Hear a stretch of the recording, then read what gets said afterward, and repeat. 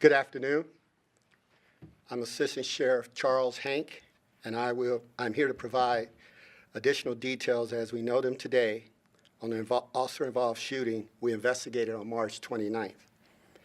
Before I get into the facts of the case, I want to briefly discuss something that is talked about in law enforcement with some frequency, and that is how dangerous domestic violence calls can be for both parties involved in the incident as well as the officers dispatched to the call. Domestic violence calls are unpredictable, emotions are running high with the parties involved, and a lot of times the aggressive party in the incident becomes aggressive with police when they arrive. While we attempt to resolve these disputes peacefully, sometimes the parties involved dictate how officers must respond. These calls are never easy for officers. For information, this is officer-involved shooting number 4, fatal number 2 for 2018. Same time last year, we were at officer-involved shooting number 2, fatal number 1. The call occurred on March 29th, 2018 at 11:43 a.m. and was dispatched as a family disturbance call. The location was 2000 Paradise Road, located within the downtown area command. You can see the scene on my left. Shots were fired at approximately 12 p.m. The officers involved are Officer Rafael Camacho. He is 28 years old and has been with the Las Vegas Metropolitan Police Department for 4 years. He is assigned to the Tourist Safety Division at the Downtown Area Command as a field training officer. In this incident, Officer Camacho was armed with a Glock 17 9mm handgun equipped with a tactical light. The investigation revealed Officer Camacho fired 8 rounds during this incident. Also involved was Officer Kenshin, and I'll spell his first name, Kenshin, last name Rose. He is 28 years old and has been with the Las Vegas Metropolitan Police Department for 8 months. He too is assigned to the Tourist Safety Division at the Downtown Area Command and is currently in field training. In this incident, Officer Rose was armed with a Sig Sauer 9mm handgun equipped with a tactical light. The investigation revealed Officer Rose fired 4 rounds during this incident. Officer Camacho, Officer Rose, and a third officer who deployed his taser were wearing their body-worn cameras during this incident, and they were activated. I will show you the videos at the conclusion of my remarks. The suspect was Christopher Gatewood. He was 39 years old, white male adult, 5'11", 245 pounds. Gatewood is pictured to my left. His criminal history includes 2 domestic violence arrests, sale of controlled substance, and traffic warrants. Gatewood's charges, if he had survived, would have been battery domestic violence and assault with deadly weapon on a protected person, 4 counts. Gatewood was armed with a 12-inch butcher knife with a 7 3/4-inch blade. I will now provide you with the details of the officer-involved shooting. On Thursday, March 29, 2018, at approximately 11:43 a.m., the Las Vegas Metropolitan Police Department dispatch received a call about a family disturbance at 2000 Paradise Road.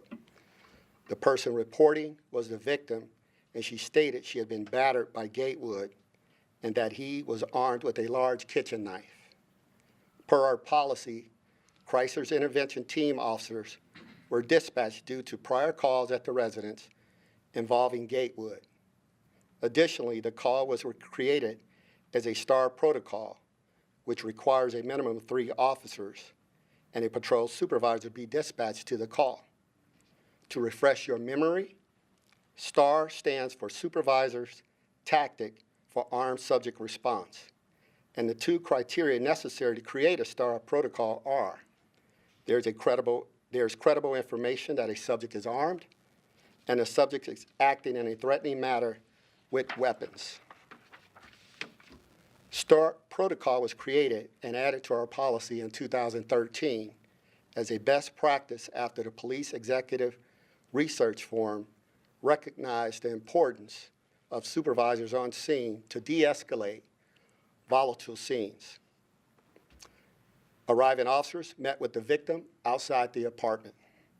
The victim told officers that Gatewood battered her and was inside of their apartment armed with a knife and was possibly suicidal.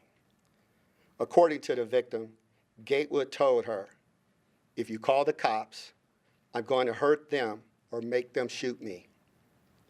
Along with the area sergeant, officers devised a custody plan with less lethal ECD, that's electronic control device, or taser coverage, and lethal coverage. The team of officers approached Gatewood's door, knocked, and announced their presence. After several moments, Gatewood slightly opened the door, holding a knife, and immediately began yelling at the officers. The officers attempted to de-escalate the situation, repeatedly giving Gatewood verbal commands to drop the knife. Gatewood refused to drop the knife. Gatewood exited the apartment and aggressively moved towards the officers, Camacho and Rose, yelling, "What are you going to do?" as he raised the knife. At that time, Camacho and Rose fired their weapons, striking Gatewood. The officer providing less lethal ECD taser coverage also discharged the taser when Officer Camacho and Rose fired. Medical attention was immediately summoned. Arriving medical personnel pronounced Gatewood deceased at the scene. As part of this investigation, the Force Investigation Team, or FIT, detectives served a search warrant on the apartment.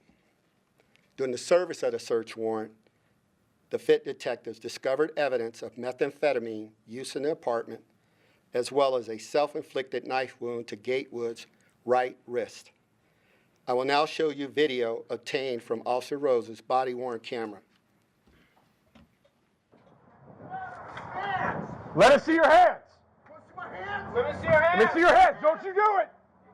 What's in my hands? Drop the knife. Let me see your hands. Fuck you, bitch. Drop You the see knife. the knife, he's holding it in the crack of the Drop the door. knife. We don't want to do this. We don't want to do this, man. Drop the knife. What are you gonna do? Drop it. Drop the knife. What are you gonna do?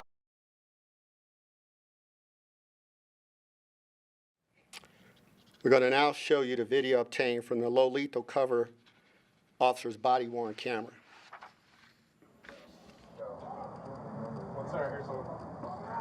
You're coming out.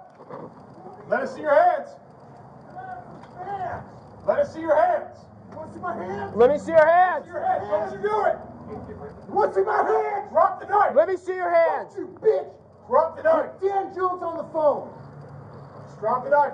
We don't want to do this. What are you We don't want to do this, man. Drop the knife. gonna do? Drop it. Christopher. What are you gonna Can you play that again, Carlos? I like you could hear, if you listen, you could hear him yelling in the background, expletives, and also saying, "You want to see my hands," as he's holding the knife. So I'll show you that again. You're coming out. Let us see your hands. Let us see your hands. What's in my hands? Let me see your hands. Don't you do it. What's in my hands? Drop the knife. Let me see your hands. Fuck you, bitch. Drop the knife. Dan Jones on the phone. Just drop the knife.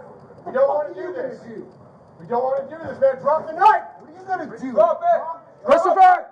What are you gonna As you can see, the taser also being deployed, the wires there coming from the taser, which was deployed simultaneously as the officers fired their firearm as he aggressively advanced towards them. As you also heard the officers continually trying to de-escalate the situation, asking Gatewood to drop the knife.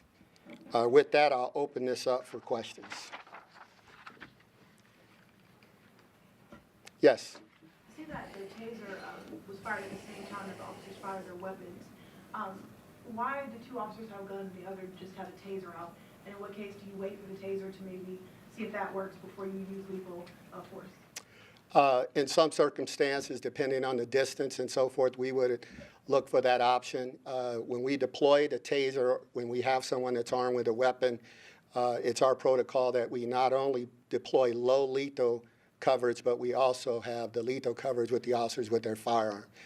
Based on the proximity, and as I stated, with the officers asking and attempting to de-escalate the situation, asking him to drop the knife. Had he not advanced, it would have given the officer the opportunity to first fire the taser and hopefully resolve the situation without having to use lethal force. Yes, sir.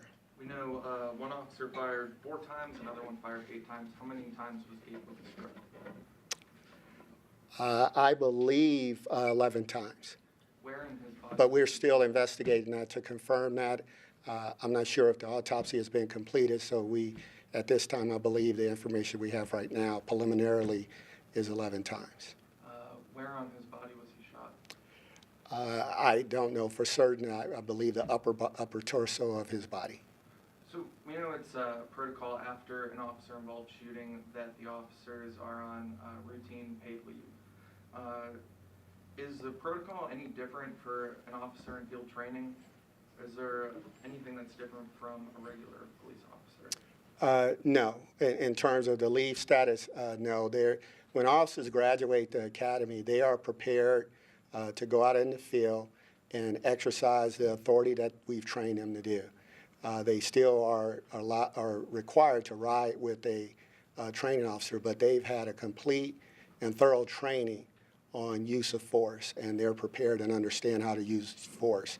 And that being said, when they are called upon and have to use force, they are afforded the same opportunity of administrative leave as a non-officer who's in training. All right, thank you. Have a good afternoon.